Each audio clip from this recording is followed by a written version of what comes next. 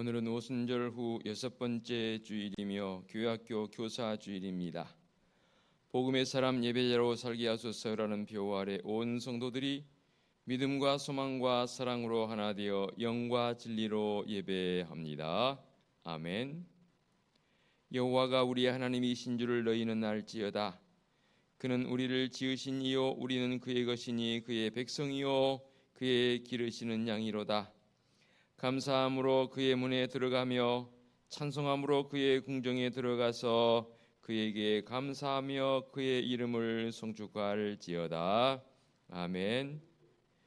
영원히 찬송과 경배를 받으실 하나님 아버지, 무더운 여름 날씨 속에서도 변함없는 사랑으로 저희를 지켜주시니 감사합니다.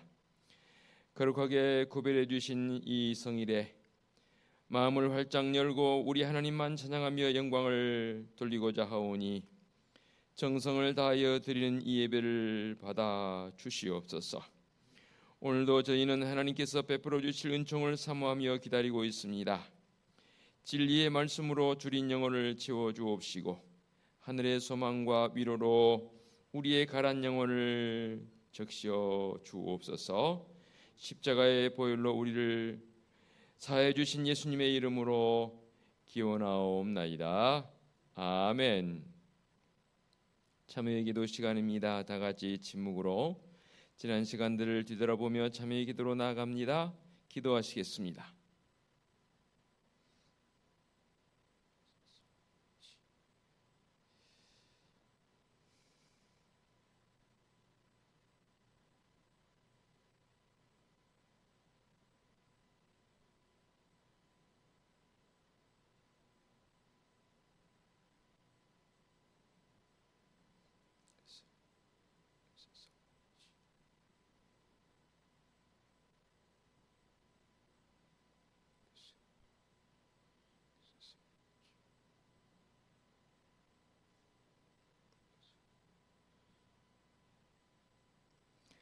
삶의 확신입니다.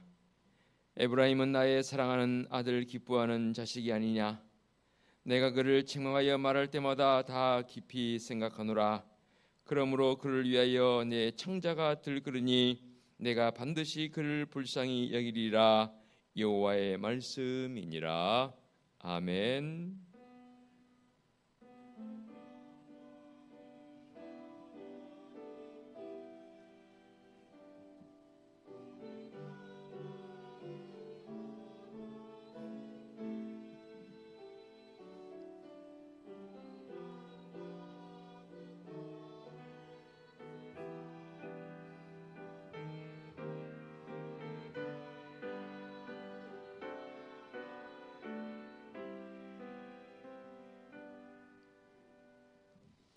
모두 자리에서 일어나셔서 찬송가 616장을 부르며 경배와 찬양합니다.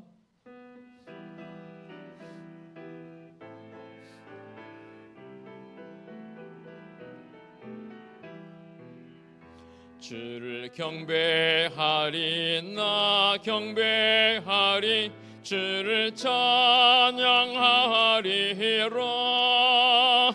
주를 경배하리 나 경배하리 주를 찬양하리라. 영화로운 주 이름을 모두 찬양드리옵니다. 정성 다하여 주 찬양하니 주여 기뻐 받아 주소서. 아멘. 성시 교독하겠습니다. 하나님이여 사슴이 시냇물을 찾기에 갈급함같이 내 영혼이 주를 찾기에 갈급하니이다.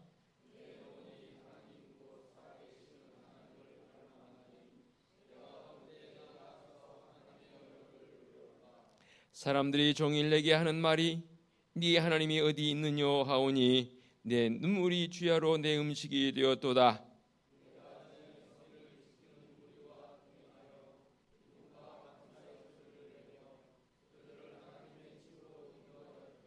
이제 이 일을 기억하고 내 마음이 상하도다.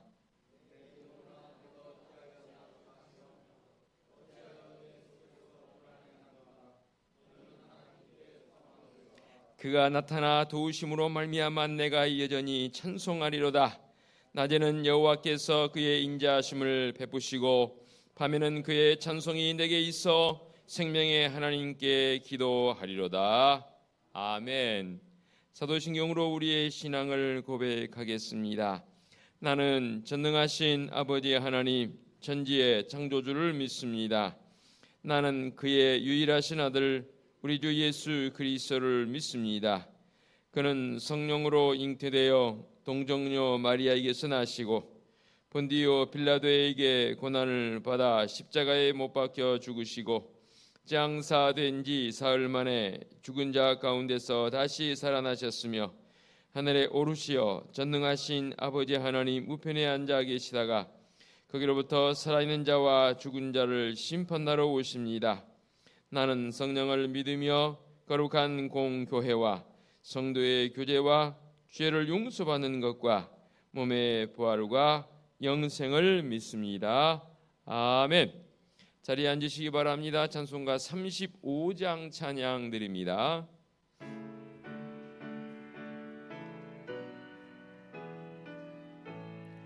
큰 영화로신 주 이곳에 오셔서 이 모인 자들로 주 백성 삼으사 그 중에 항상 계시고 그 중에 항상 계시고 큰 영광 나타내소서. 이 백성 기도와 또 예물 드림이 향내와 같으니 곧 받으옵소서. 주 예수 크신 복음을 주 예수 크신 복음을 만 백성 듣게 하소서. 또 우리 자손들 다 주를 기리고 저 성전 돌같이 빛나게 하소서. 주 구원하신 능력을 주 구원하신 능력을 늘 끝날까지 주소서. 주 믿는 만민이 참 진리 지키며 예성도들 같이 주 찬송하다가 저 천국 보좌 앞에서 저 천국 보좌 앞에서 늘 찬송하게 하소서. 아멘. 백종대 한수 집사님 기도 인도하시겠습니다.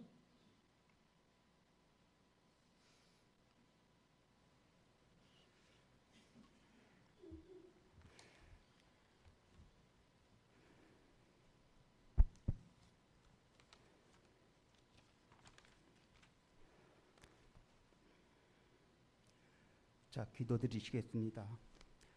사랑이 많으신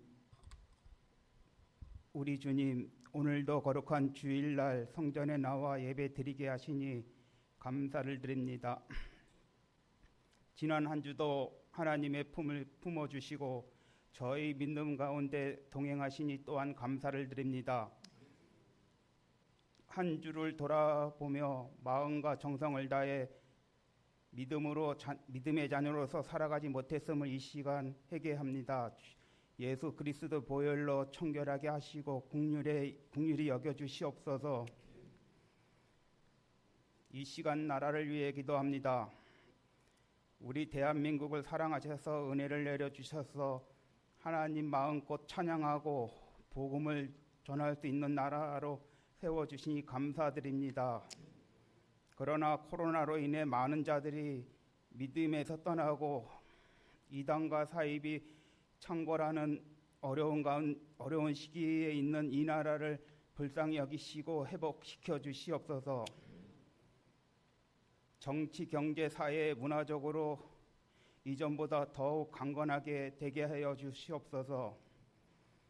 교회를 위해 기도합니다. 우리 은혜석 교회를 사랑하여 주셔서 오늘도 하나님께서 예배드리게 하시니 감사드립니다. 기도하옵기는 이곳에 우리 교회를 세우신 하나님의 큰 뜻을 모든 성도들을 알게 하시고 그 하나님의 뜻을 각자 사명으로 받아들여서 열심을 다하여 성도를 되게 하여 주시옵소서. 우리 가정과 직장, 삶의 터전에서 언제나 예수님의 복음을 전하는 복음 전조자를 되게 하시옵소서. 말씀을 증거하는 목사님을 위해 기도합니다.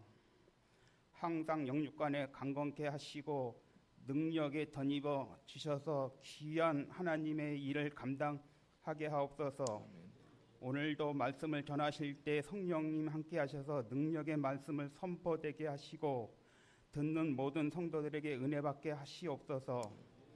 오늘도 예배를 준비하는 손길들 가운데 함께 하셔서 저들 인생이 복되게 하시옵소서. 하나님 홀로 영광 받으시고 예수님 이름으로 기도합니다. 아멘.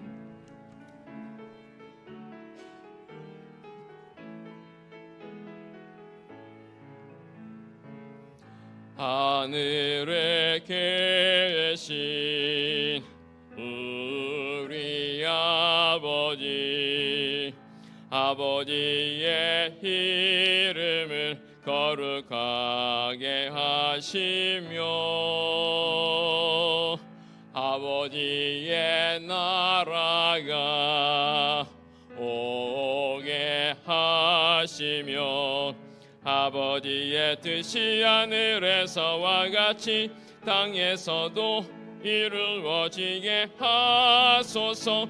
오늘 우리에게 일용할 양식을 주시고 우리가 우리에게 잘못한 사람을 용서하여 준 것 같이 우리 죄를 용서하여 주시고 우리를 시험에 빠지지 않게 하시고 악에서 구하소서. 나라와 권능과 영광이 영원히 아버지의 것입니다.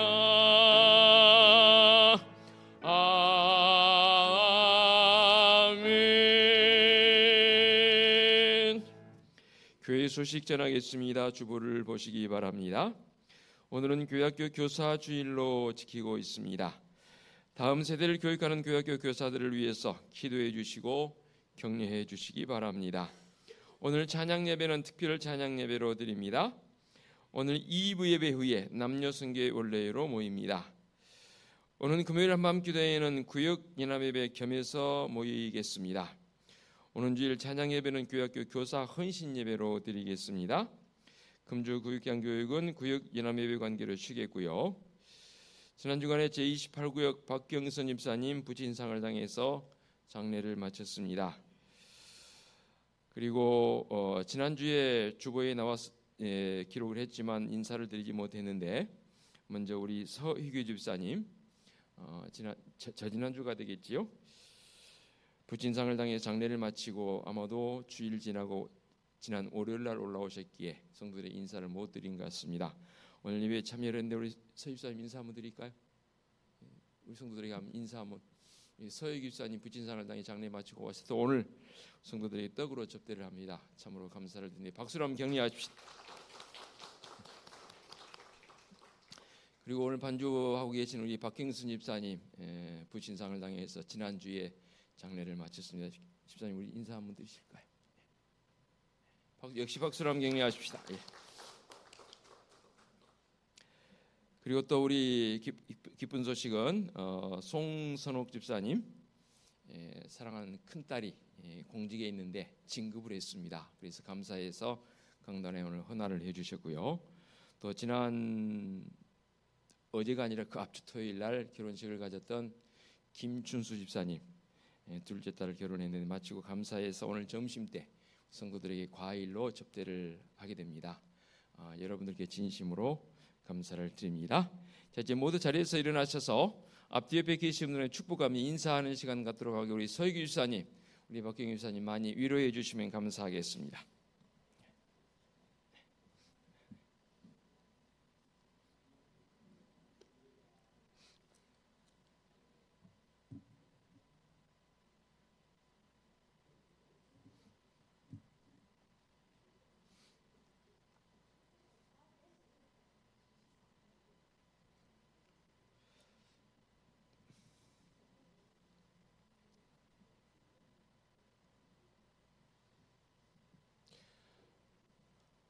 오늘 내일 비가 좀 제법 내린다고 합니다. 비 피해 없도록 여러분 각별히 좀 잘 살폈으면 좋겠고요. 또 이럴 때일수록 우리 성도들끼리 서로 안부도 묻고 또 이 더운 날일수록 더 많이 체력 잘 관리하셔서 영적 교회를 되어가는 새벽 일교미 기도하는 우리 성도들 되었으면 좋겠습니다. 봉헌 찬송 633장 부르시며 예물을 봉헌하겠습니다. 나의 하나님 받으소서. 주께 드리는 이 예물을 소리 높여 감사하로 주께 드리네. 아멘. 자리에 앉으시기 바랍니다.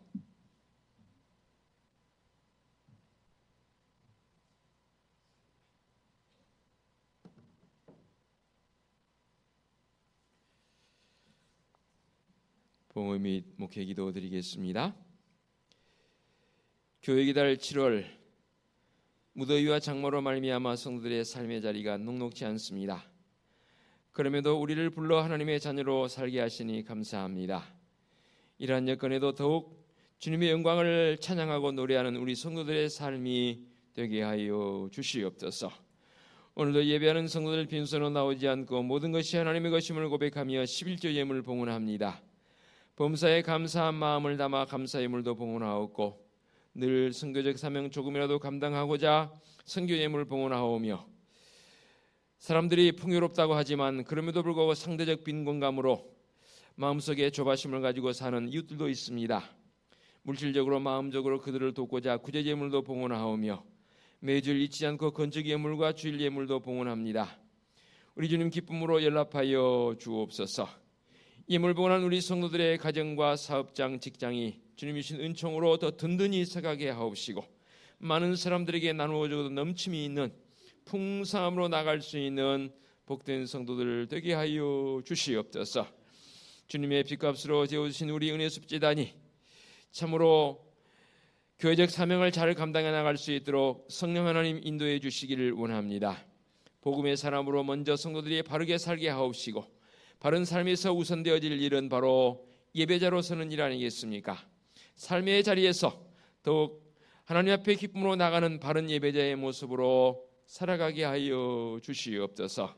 사랑하는 딸이 진급한 것 감사해서 강단에 헌화하는 송순옥 집사님 더욱 많은 감사의 고백이 넘치게 하여 주시옵소서. 장례를 마치고 떡으로 성도들 접대하는 서기 유사님께 더욱 담대함과 강건함을 주옵시고 아울러 사랑하는 아버지를 하나님 나라에 보내고 장례를 마친 우리 박경선 신사님의 은총 삶 속에서도 은총을 더해 주시고 더욱 강건한 모습으로 나갈 수 있도록 인도하여 주시옵소서. 아울러 딸의 결혼식을 마치고 감사해서 성도들 과일로 접대하는 김춘수 집사님 신앙의 회복과 삶의 열정이 회복되게 하여 주시옵소서. 찬양으로 영광 돌리는 지원 성가대 찬양을 기쁨으로 허망해 주옵시고 이른 아침부터 나와 준비하는 그 정성과 마음을 주님 아시지요. 더욱 복된 모습으로 함께하여 주시옵소서. 주님의 거룩한 잔을 청소하고 관리하고 섬기는 성도들의 손길에 은혜를 더해 주시고 복의 복을 더하여 주시옵소서. 강단에 이렇게 걷고지로 섬겨주시는 김혜경 권사님 늘 영육의 강건함으로 덧입혀 주시옵소서. 특별히 지금도 병원에서 가정에서 육신의 질고를 통해서 고통 중인 성도들이 있습니다. 주님, 그 고통을 외면치 마시고 주님의 그 권능의 손길로 어루만져 주시옵소서. 회복되어 우리 함께 기뻐하며 주님의 그 성원을 찬양하며 나갈 수 있는 환우들 되어지도록 치유의 은혜로 함께하여 주시옵소서. 거룩하신 하나님 아버지, 우리 은혜숙교회는 하나님이 우리의 유일한 꿈이며 말씀에 감동 있는 교회의 모습을 가지고 늘 말씀 앞에서 진실하게 살아가게 하여 주시옵소서. 우리 주님 예수 그리스도의 이름으로 기도하옵나이다. 아멘. 하나님께서 이 시간 우리에게 주신 말씀은 마가복음 1장 14절부터 15절 2절 말씀 봉독하겠습니다. 마가복음 1장 14절 15절 말씀입니다. 성도들 같이 한 마음으로 봉독할까요? 14절 15절 시작. 요한이 잡힌 후 예수께서 갈릴리에 오셔서 하나님의 복음을 전파하여 이르시되 때가 찼고 하나님의 나라가 가까이 왔으니 회개하고 복음을 믿으라 하시더라. 아멘. 시온 성가대 찬양 드립니다.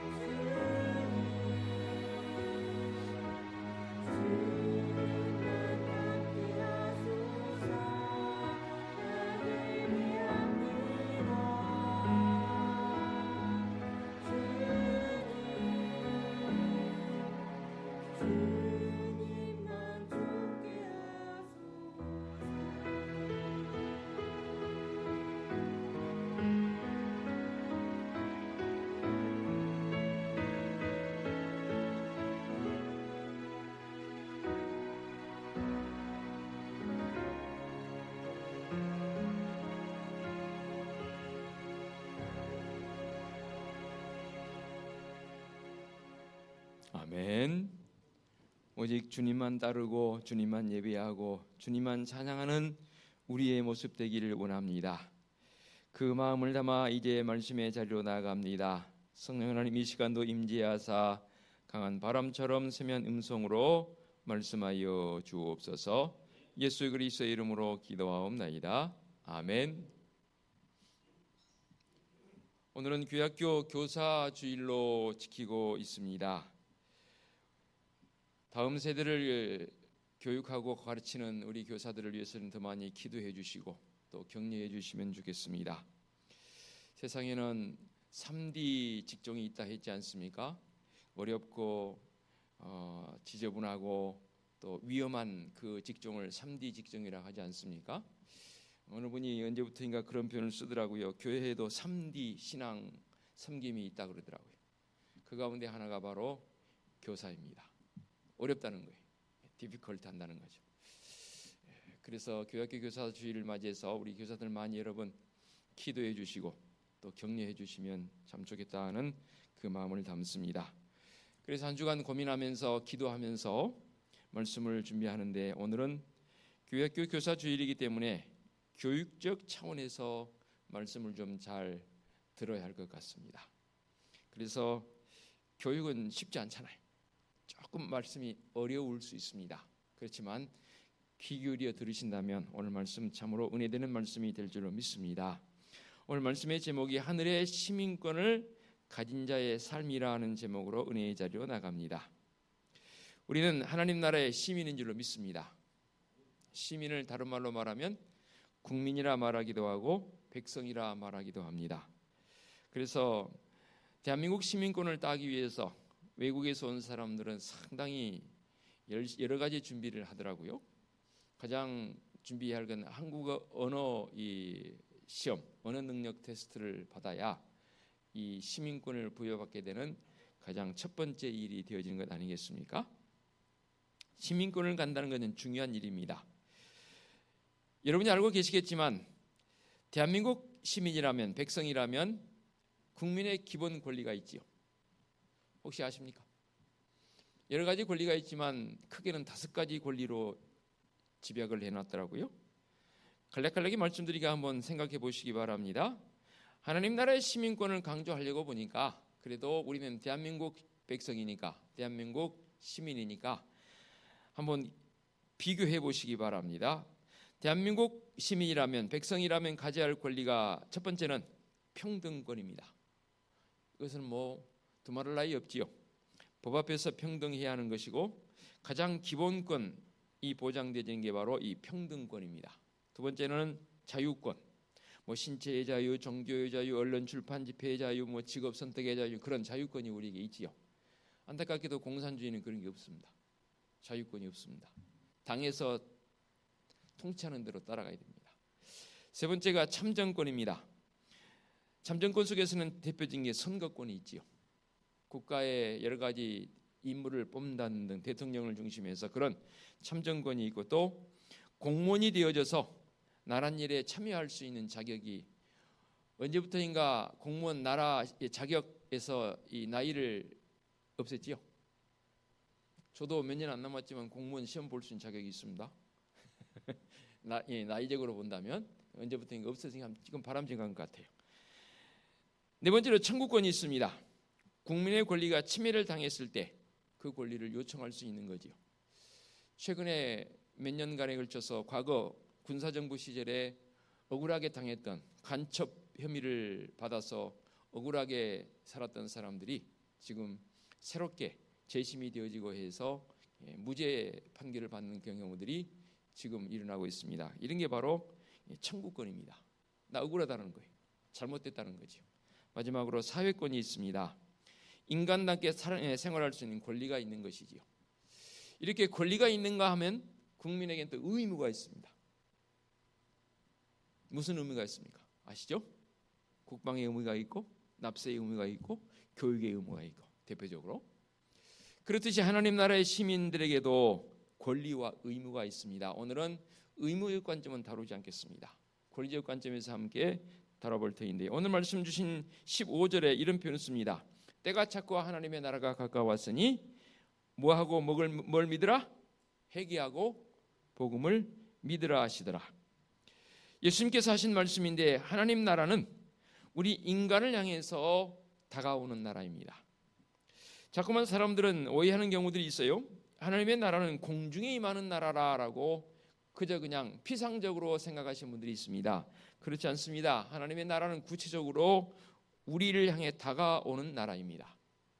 대한민국 시민으로서 시민권을 가지고 있을 때 이런 엄청난 권리를 가지고 있는 것처럼 하나님 나라의 시민으로서의 권리가 우리에게 부여되는 것이지요. 그래서 주님께서 가르쳐준 주기도문 속에서도 이런 표현이 있지 않습니까? 아버지의 나라가 오게 하시며 아버지의 뜻이 하늘에서와 같이 땅에서도 이루어지게 하소서라고 우리가 함께 조금 전에 기도 마친 다음에 노래를 했습니다.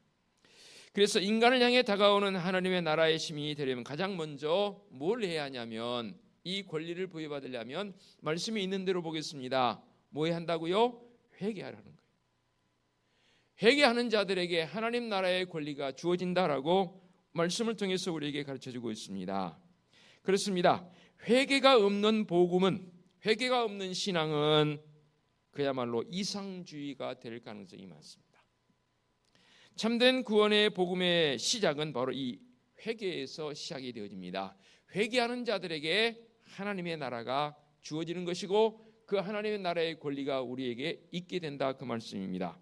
일반적으로 한 나라에 시민권을 부여하는 데는 크게 두 가지 제도가 있는 것 아시죠? 여러분 말씀드렸는데 잊었을 것 같아서 다시 한번 강조합니다. 그 나라의 시민이 되려면 둘 중에 하나입니다. 속지주의든지 속인주의든지. 속지는 뭡니까? 그 나라 땅에 태어나기만 하면 그 나라 사람들에게 그 나라의 시민권을 부여하죠. 대표적인 게 미국이나 캐나다입니다. 유럽 쪽에도 뭐 나눠지더라고요. 속지주의. 그 땅에 부모와 상관없이 무조건 그 땅에 태어나기만 하면 그 사람에게는 시민권이 부여됩니다. 그래서 과거에는 우리나라가 조금 어려울 때, 못 살 때 미국으로 원정 출산 갔지 않습니까?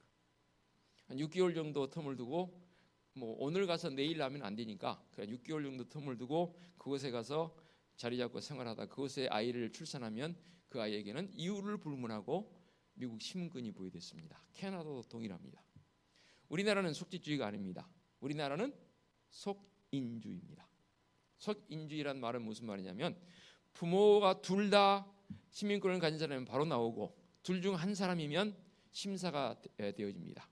그래서 과거 우리 교회에서도 유아 세례를 줄 때는 두 부모가 다 세례를 받은 자여야만 아이에게 유아 세례 받을 자격을 주었습니다. 그런데 그게 조금 너무 요즘 갈수록 부모가 믿음 생활하는 경우가 많지 않아서 이제 완화했죠. 그래서 두 부모 중에 한 사람만 세례교인이면 또는 입교교인이면 아이에게 유아 세례 질 수 있는 그러한 제도로 조금 완화시킨 것처럼 속인주의는 혈통을 따라서 부모 중에 한 사람 이상이 시민권을 가지고 있어야 그 나라 시민권이 부여되게 되는 그런 제도로 나눈 것으로 보게 됩니다.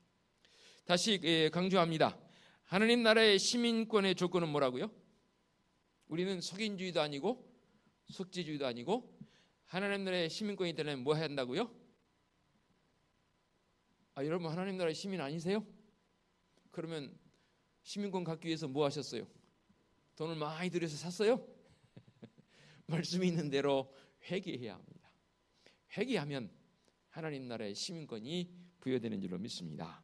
그럼 회개는 그러면 무엇을 회개해야 합니까? 그냥 무작정 그냥 하늘에 뭐 붕 떠 있는 것처럼 회개해야 된다 그 말만 하면 되는 겁니까? 오늘 이 말씀이 기록되어지기 배경적 요소를 보게 되면 여러 가지 배경이 있지만 하나님 나라의 시민권이 되기 위해서 회개적 차원으로 나가야 되는 회개가 무엇이 회개되어야 되는가?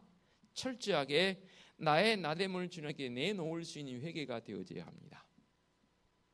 주님, 저는요 부족한 것 하나도 없고요. 저는 완벽하고요. 아니 완벽하다 못해 저는 뭐 이 땅에서 내놓을 게 참 많습니다라고 만일에 그런다면 죄송합니다. 그 사람은 회개한 사람이 아닙니다. 우리의 존재는 불완전합니다. 그래서 우리가 늘 나를 향해서 부인하지 않습니까? I'm nothing. 나는 하나님 앞에 아무것도 내세울 수 없는 사람입니다. 그래서 하나님 나라의 시민권이 되려면 회개적 차원이 돼야 되는데 높아지고자 하는 우리의 욕심된 마음을 좀 내려놨으면 좋겠습니다. 이 세상은요, 높은 자가, 강한 자가 낮은 자를, 약한 자를 억압하고 군림하는 사회입니다.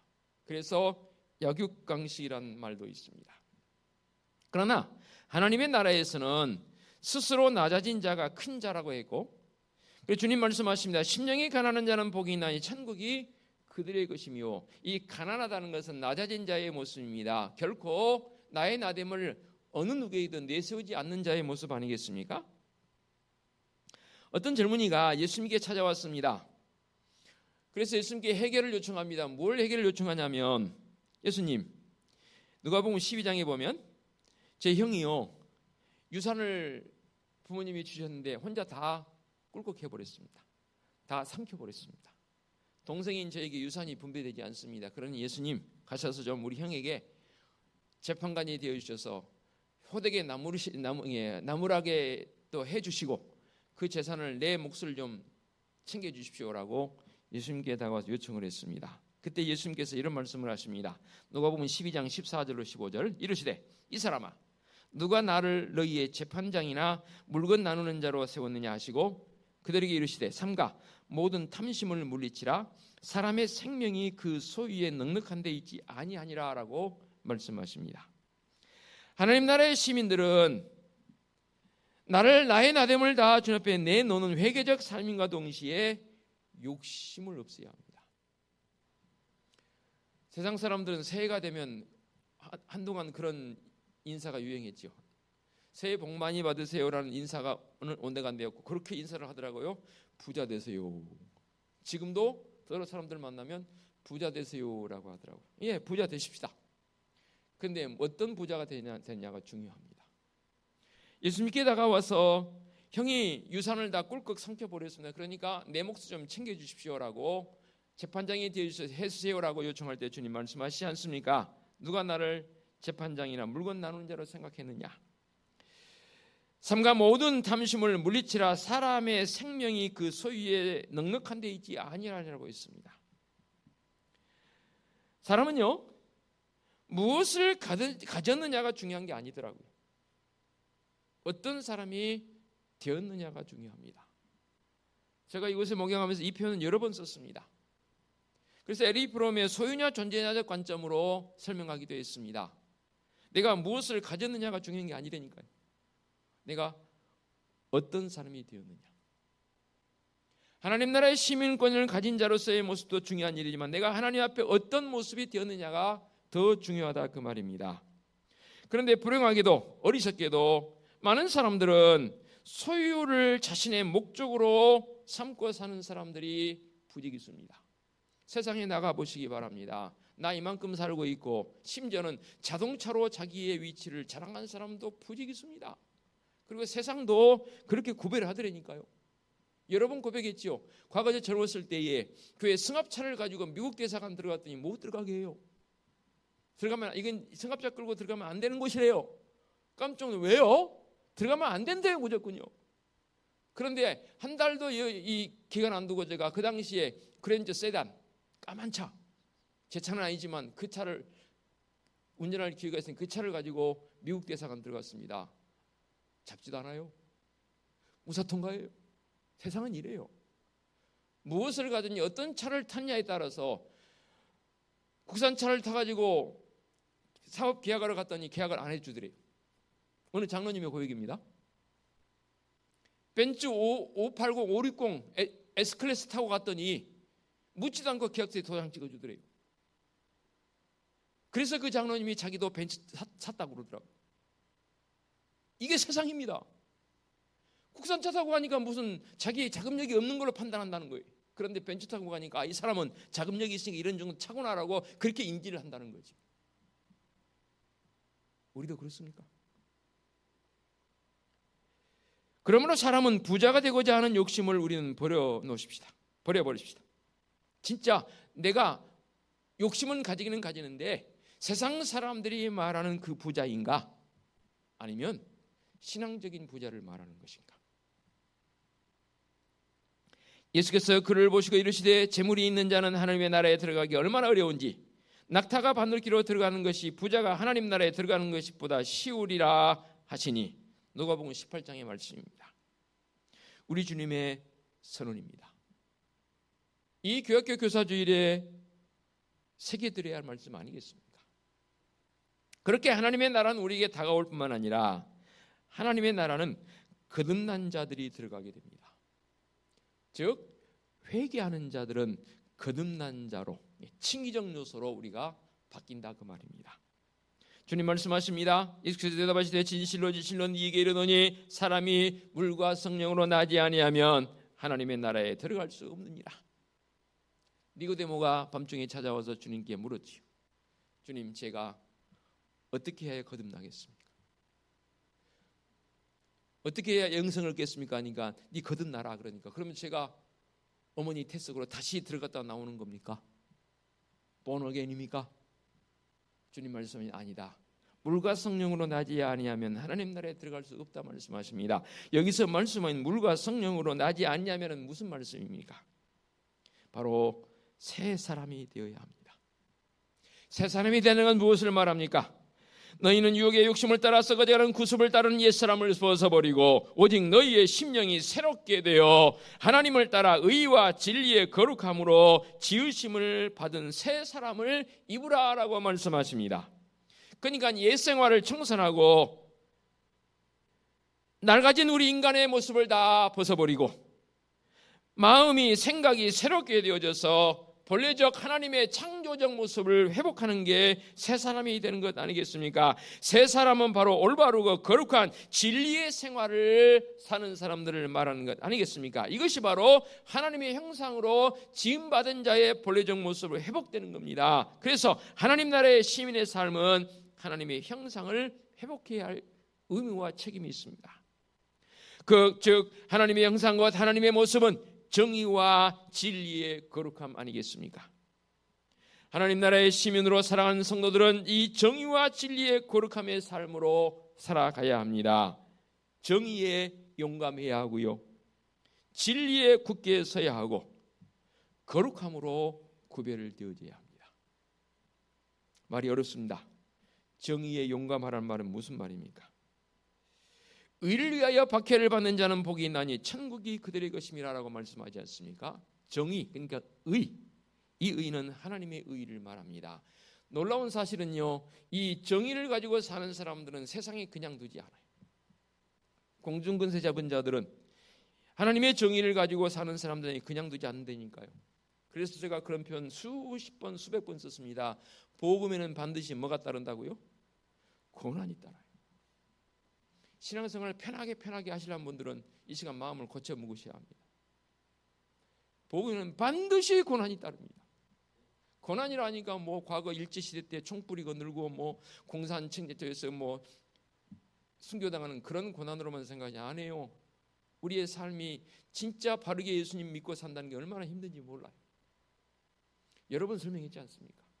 그런 의미적 고난을 지금은 말합니다.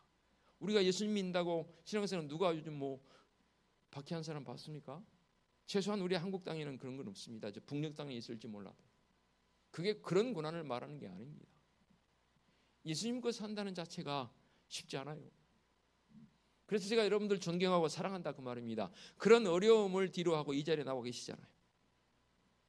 그러니 우리들 스스로가 자부심을 가질 필요성은 반드시 있습니다. 그리고 어쩌다 보면 밖에서 안 믿는 사람들과 생활하다 보면 내가 크리스찬이라는 사실에 대해서 어떨 때는 숨겨야 될 그런 상황도 있긴 있더라고요. 그런데 죄송해요, 숨기면 안 됩니다. 숨겨야 될 상황은 좋은 상황에서 숨겨지던가요, 그렇지 않은 상황에서 숨겨지던가요? 직접적으로만 나쁜 상황에서 내가 숨겨지더라고요.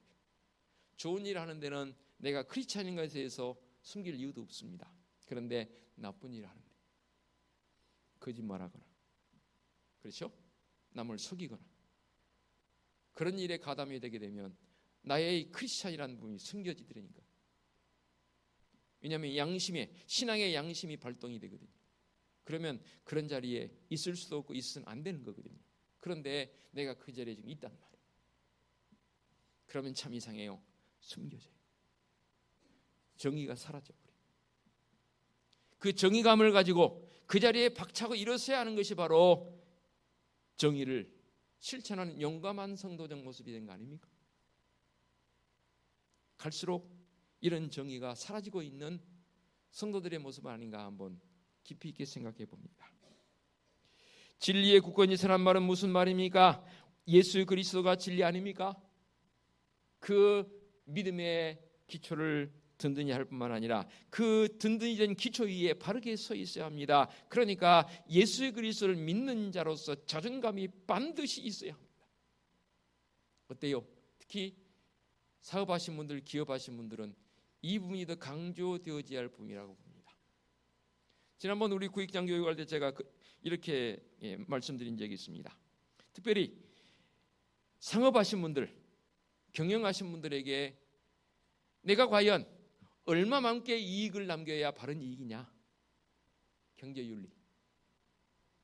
레위기도 나오고 기록이 되고요. 신명기도 언뜻 기록이 되지만 농사법에 있어서 우리 성도들이 거둬야 할 몫을 제가 구익장님들에게 설명을 드렸습니다. 이렇게 여러분 알고 계실 것 같아요. 만일에 밭이 있습니다. 또는 논에 농사를 냈습니다.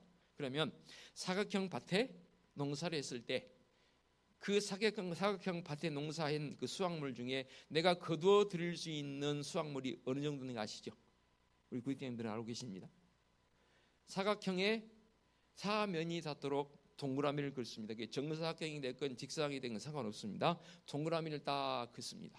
사면에 닿도록. 그 동그라미 안에 들어와 있는 것은 내가 거둘 수 있는 겁니다. 이게 성경적 경제 원리입니다. 그리고 동그라미 밖에 있는 내 모퉁이에 있는 그 부분 내 몫이 아닙니다. 누구의 몫입니까? 과와 과부와 나그네들의 몫입니다. 거두면 안 됩니다. 왜냐하면 그들은 몫이 없거든요. 그것을 경제윤리로 바꾸자 그 말입니다. 그래서 동그라미 안에 들어와 있는 그 비율이 프로트지로 따지니까 70% 정도 됩니다. 나머지 30%는 내 몫이 아닙니다. 그걸 경제윤리로 바꿔놓으니까 내가 물건을 팔아서 거둘 수 있는 그 수익은 그 물건값의 30% 정도로 유익을 남길 수 있는 그것이 우리의 경제윤리의 통용되어진 원리라고 합니다. 저도 배웠습니다. 그러면 예를 들어서 물건을 100원에 팔았다. 그게 이문을 내가 얼마 남길 수 있는 거예요? 30원을 남겨야 최대치가 30원입니다. 그게 올바른 경제윤리라는 거죠. 그런데 독과점 내지는 독점하게 되면 100원의 물건을 팔았는데 세상에 원가가 10원밖에 안 되네요. 90% 이윤을 남겼네요. 크리스천으로서 정의감이 아니라는 거죠. 그런 경제윤리입니다. 그러면 목사님 그렇게 팔아서 언제 부자 되나요? 좀 전에 말씀드렸잖아요. 부자 되기를 원하시면 안 됩니다. 이게 올바른 크리스천 경제윤리 아닙니까? 목사님 참 이상한 거 가르치시네요 할지 모르겠는데 밖에 나가서 여러분 말씀드려보세요. 다른 사람들이 제 말이 틀린가 맞는가. 제 개인적인 생각이 아니고 주석가들이 경제 원리를 말씀 속에 찾아서 그렇게 해석을 해놨더라고요. 공감 가십니까?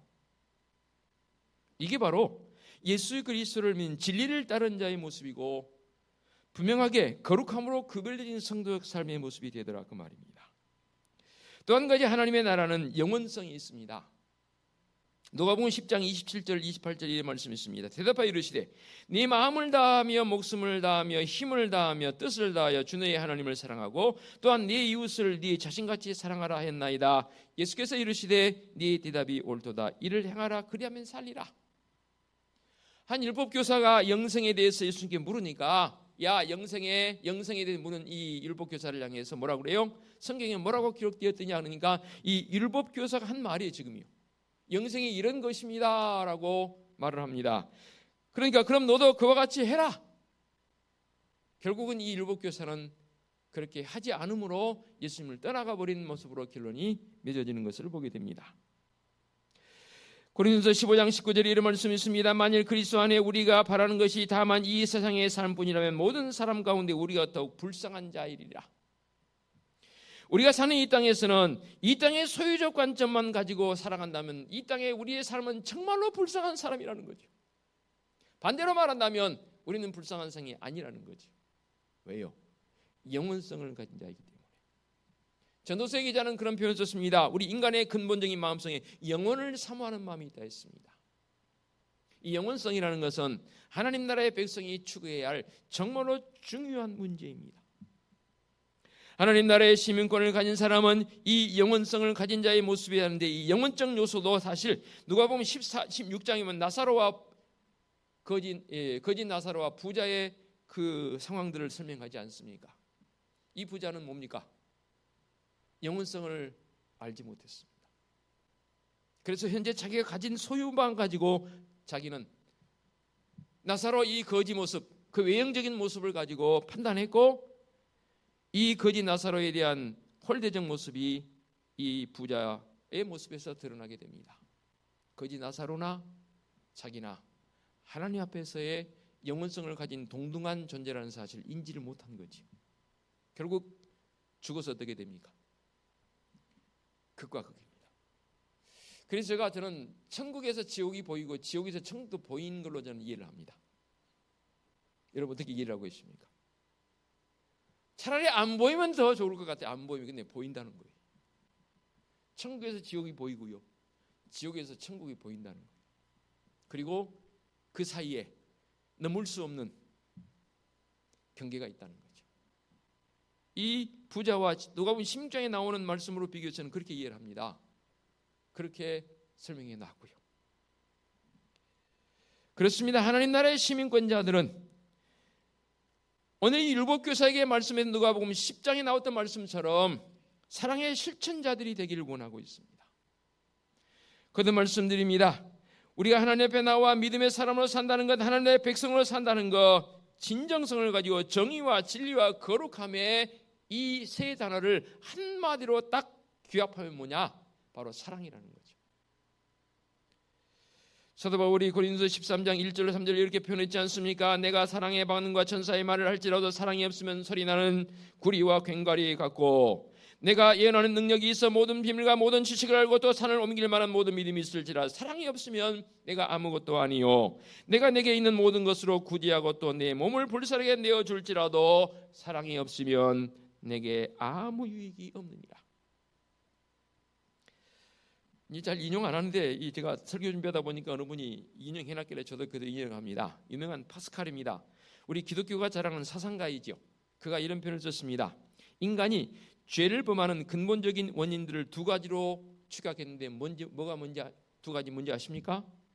오만과 게으름이라는 거예요. 오만은 뭡니까? 하나님 앞에 나의 다됨을 내놓지 않습니다. 원론적으로 돌아가면 회개하지 않습니다. 지 혼자 잘나서 잘 된 것 같처럼 그렇게 여긴다 그 말입니다. 오만과 편견이라는 이 소설도 있지 않습니까? 한번 기회 되면 읽어보시기 바랍니다. 오만해서 감히 에덴에서 하나님의 자리를 넘보지 않습니까? 게으름은 뭡니까? 오만과 반드시 동반되어집니다. 게으르니까 아무것도 하지 않는다는 게으름 그것을 말하는 게 아니지 않습니까? 사랑의 실천이 내게 주어지지 않는다면 그것은 게으름입니다. 저는 그렇게 표현하고 싶어요. 게으르니까 사랑의 실천이 안 되는 거예요. 한번 물어보겠습니다. 여러분 부지런하십니까? 나는 천성적으로 부지런한 사람이다. 아니 삶에서 역동적 부지런한 뭐 청소도 잘하고 모든 뭘 깨끗하고 그 부지런도 있어야 되겠지만 신앙적 부지런이 뭐냐면 사랑의 실천자들이라고 말합니다. 그러면 한번 진단해 보십시오. 나는 게으른 사람인가? 부지런한 사람인가? 말씀의 결론입니다. 어느 분이요? 우리 장로교를 이렇게 표현했더라고요. 어떻게 표현하냐면 성부와 성자와 성령 삼위일체를 믿는 장로교다.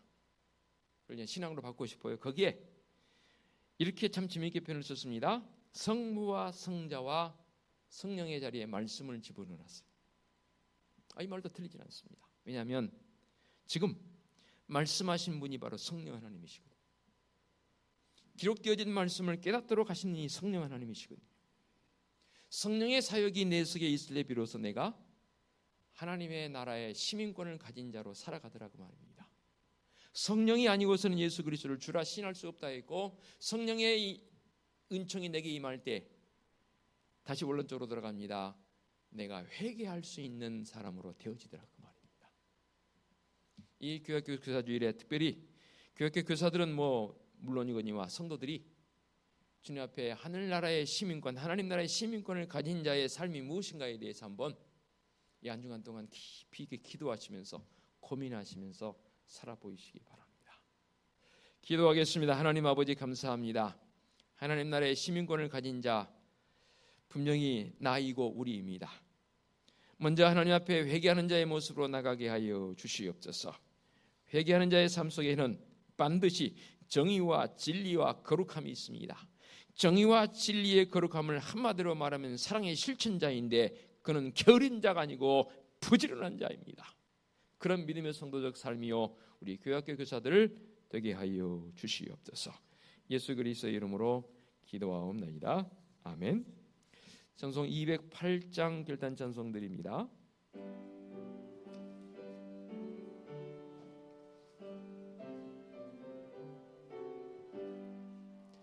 내 주의 나라와 주 계신 성전과 피 흘려 사신 교회를 늘 사랑합니다. 내 주의 교회는 전성과 같아서 눈동자같이 아끼사 늘 보호하시네.